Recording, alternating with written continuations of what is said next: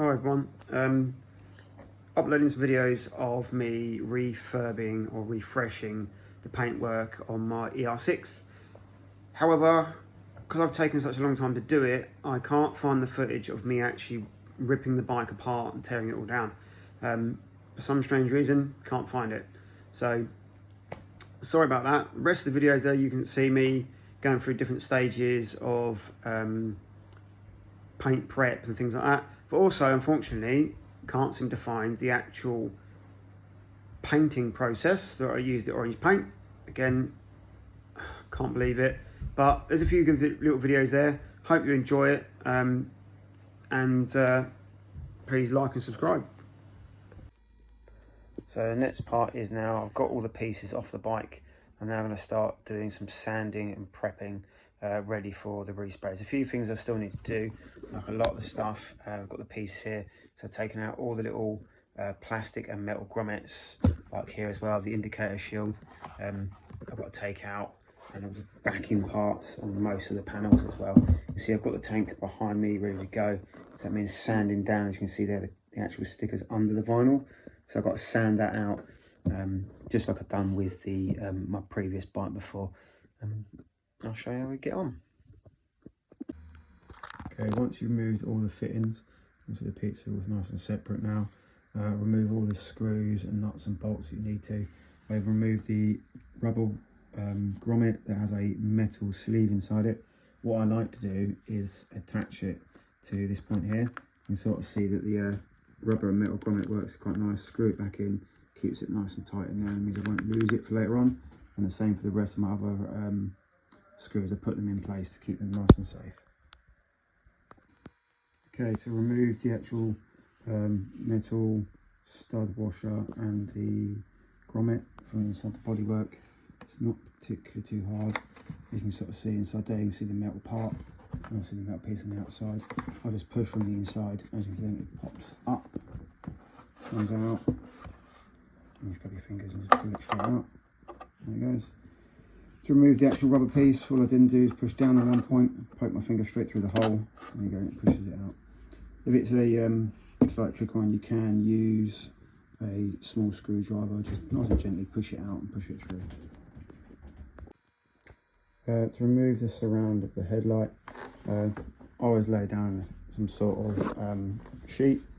At the back here, got a number of bolts and screws, one just here, and then another one just down there. You can sort of see it's sort of painted already from before.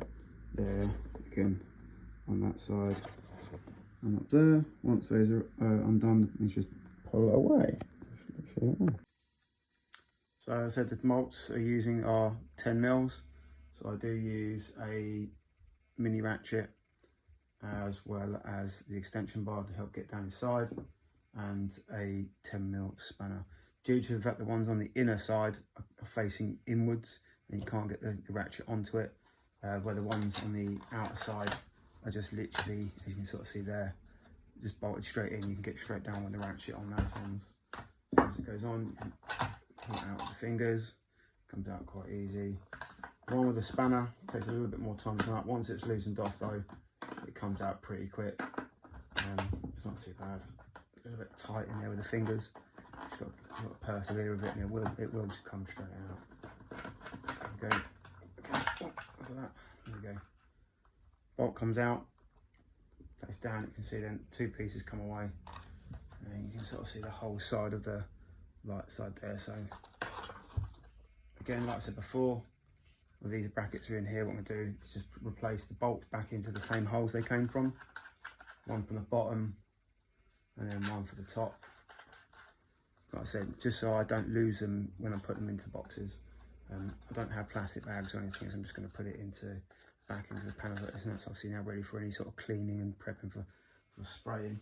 Put that in my little box over there, and then I can continue on to the other side next. All right. It's a little bit stiff, this one. There we go. That's coming out. Oh, there we go. Come off. Might be weird. I'm using the actual spanners that have those like a ratchet head in them. Actually, quite good. I quite like that. Not too bad. Pretty cheap. I think I paid, I don't know, actually, 30 quid, I think, for a full set, so pretty decent. So this phase, all I'm literally doing to clean my panels is I'm using Fairy liquid, washing up liquid. It helps a natural degreaser anyway, to help clean the outside of the panels. You see the old like sort of road tarry bits, and also clean the inside as well. Yeah, just using all household sponge for now.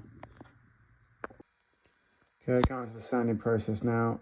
So the idea is I'm going to end up filling and sanding any chips and stuff that I find as I go. There's quite a few on this bodywork all around it. Let me get the focus a little bit better. As you can sort of see, there's a number of bits there on the side, all the way down. Top's not too bad, inner edge. It's mostly the outer edges that need doing, just double checking it. We get small little cracks in the bodywork. You can sort of feel it with your finger. Sort of just about catches the nail. So I need to put a small amount of filler in there, sand that right back, make sure it's all right. Check all the rest of the panel and do the repeat again. You can see there's another one just there. So sand and fill, and then sand and fill. So the better the prep, the better the paintwork will come out. Okay, that's the first panel of many to do. So what I'm doing here is just sanding it enough just so that the new primer will stick to the paintwork. There's no need to sand it all the way back. I'm going to trim this bit up, make it a bit neater, and this bit on the top. Generally though, this part is not part of the rear light cluster, and all this is hidden by the seat and other bits. It won't be seen, but it's still going to take care to clear all this sort of stuff up, make it nice and flat, so when it's resprayed it looks a lot smoother on the finish. And there we go, sanded, just say dulled down enough, and then obviously these bits sanded nice and flat, ready for the primer. Just do all the edges as well. So I've got the focus there. Do all the edges as well, just so you get ready for it, and it'll be ready for a bit of primer. Okay, now I'm moving on to my indicator lenses. Now these are just a copy of the old clear lens made out of fiberglass. So it's a bit crude, but it does the job.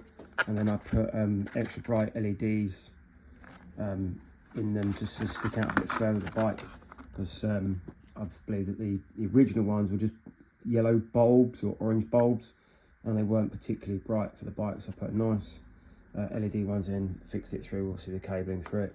But as you can sort of see on here, the pitting is cracked, it's broken, so I'm going to fill and sand back as much as I can, tidy this all up. Might trim that edge down actually, make it a bit neater. Started on this one already, you can sort of see I've started to sand these down, got a bit more to do on that one. And then I've filled the gap here where it broke, so I've just got to sand that back and fill those cracks and holes, and then it should be good to go, ready for paint.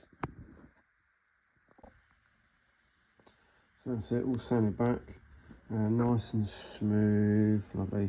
Also we have the small holes now that I have to go get some filler for. A couple of bits down the end here, there's one on the end there as well. This one is done, I've got to finish the bits in here.